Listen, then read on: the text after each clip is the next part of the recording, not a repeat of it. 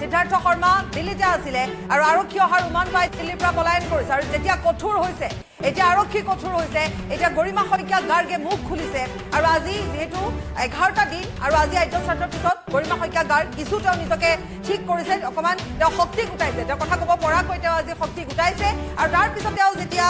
কথা ক'বলৈ আৰম্ভ কৰিছে তেওঁ মুখ খুলিছে ইয়াৰ পূৰ্বে তেওঁলোকে FIR দিছে গতিকে সিদ্ধাৰ্থ শৰ্মা বাইফালে শ্যামকানু মহন্ত তেওঁলোকে বুজি উঠিছে যে এতিয়া তেওঁলোকে আৰু পলাই হাৰি লাভ নাই এতিয়া তেওঁলোকে য'ত বহি তাৰ পৰা তেওঁলোকে ফেচবুক পোষ্ট তেওঁলোকে ফেচবুকত লাইভ এইবোৰ যে তেওঁলোকে কৰি আছে সেইবোৰ কৰি যে এতিয়া লাভ নাই সেয়া তেওঁলোকে ইতিমধ্যে বুজি উঠিছে যেতিয়া জুবিন গাৰ্গৰ পৰিয়ালে এজাহাৰ দাখিল কৰিছে যেতিয়া পত্নীয়ে মুখেৰে এই কথাখিনি কৈছে যে তেওঁক ন্যায় লাগে তাৰ উপৰিও এতিয়া সকলোৰে মুখে মুখে ন্যায় লাগে আজিৰ পৰা যিহেতু এনেধৰণে এটা ধাৰা অন্য এটা ধাৰালৈ আৰম্ভ হৈছে গতিকে এতিয়া তেওঁলোকে পলায়ন কৰিছে অৰ্থাৎ সিদ্ধাৰ্থ শৰ্মাই পলায়ন কৰিছে এই মুহূৰ্তৰ খবৰ আৰু ক'ত পলায়ন কৰিছে সেই খবৰো কিন্তু আৰক্ষীৰ হাতত আছে ক'ত পলায়ন কৰিছে সিদ্ধাৰ্থ শৰ্মাই সেই খবৰ আৰক্ষীৰ হাতত আছে আৰক্ষীয়ে বৰ্তমান সেইসমূহ ঠাইৰ সৈতে যোগাযোগ কৰিছে আৰু ৰাওনা হৈছে দেশৰ বিভিন্ন প্ৰান্তত আৰক্ষীৰ হাতত থকা ইনপুট অনুসৰি কোন কোন ঠাইত পলায়ন কৰিব পাৰে কলৈ যাব পাৰে সেই সকলো তথ্য আৰক্ষীৰ হাতত আহি পৰিছে আৰক্ষীয়ে সেই সকলো তথ্য গোটাইছে আহৰণ কৰিছে আৰু আৰক্ষীয়ে নিজা কাম আৰম্ভ কৰিছে ইতিমধ্যে আমি কৈছোঁ যে মঙলবাৰে অৰ্থাৎ কাইলৈ দিনটোত ছিংগাপুৰলৈ যাব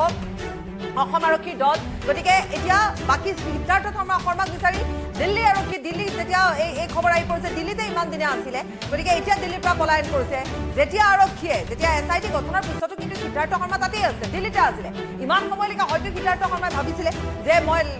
আত্মসমৰ্পণ বা মই মোৰ সৈতে হয়তো এনেকুৱা নহ'ব পাৰে কোনোবাই হয়তো আৱেগিক হ'ব পাৰে কিন্তু তেনেকুৱা একো নহ'ল আৰু তাৰ পিছত যেতিয়া গৰিমা শইকীয়া গাৰ্গে আজিৰ দিনটোত তেওঁ ক'লে এই গোটেই ৰীতি নীতি যিখিনি নিয়ম আছে আমাৰ এই আদ্যশ্ৰাদ্ধৰ সকলো নিয়ম সামৰি গৰিমা শইকীয়া গাৰ্গ জুবিন গাৰ্গৰ বাঘিনী সজনী হৈ যেতিয়া তেওঁ ক'লে যে মোক ন্যায় লাগে কাৰণ দোষী সকলো ইয়তত থকা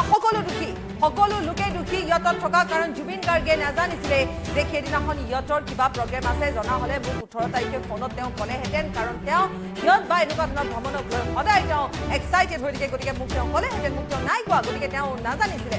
তাৰ উপৰিও গৰিমা শইকীয়া গাৰ্গে কৈছে যে মই যিহেতু বাকী যিখিনি টকা পইচাৰ কথা মই একোৱেই নাজানো এতিয়া মই জানিব লাগিব আৰু এতিয়া তেওঁ কৈছে যে মোকো ন্যায় লাগিব মোকো বিচাৰ লাগিব মোৰ আইনৰ ওপৰত বিশ্বাস আছে মুখ্যমন্ত্ৰীৰ ওপৰত বিশ্বাস আছে নিশ্চিত ৰূপত মই আটাইখিনি খবৰ অতি সোনকালে লাভ কৰিম আৰু যি ধৰণে আৰক্ষীয়ে কাম আৰম্ভ কৰিছে আইনে কাম আৰম্ভ কৰিব গতিকে মই সেইখিনি মই জানিব বিচাৰিছোঁ প্ৰকৃততে কি হৈছিল প্ৰকৃততে তেওঁলোকে সিদ্ধাৰ্থ শৰ্মা আৰু শেখৰে কিয় তেওঁক ইমানখিনি জনাৰ পিছতো পানীত নামিবলৈ কিয় দিলে